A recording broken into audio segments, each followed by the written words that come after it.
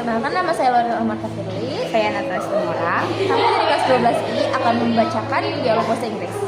Hi Firly, Hai.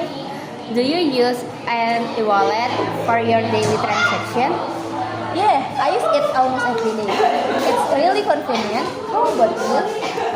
I use it sometimes, but I still prefer paying with cash. Really? Why is that? Well, I think cash help me control my spending better. When use an e-wallet, I tend to spend more without realizing it. That's true, but in my opinion, e-wallets are safer and faster. You don't have to carry a lot of money. I agree with you. Actually, e-wallets are very practical, especially for online shopping and paying bills.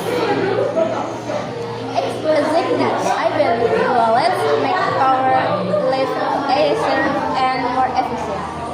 Maybe I should start using it more often then. Thank you.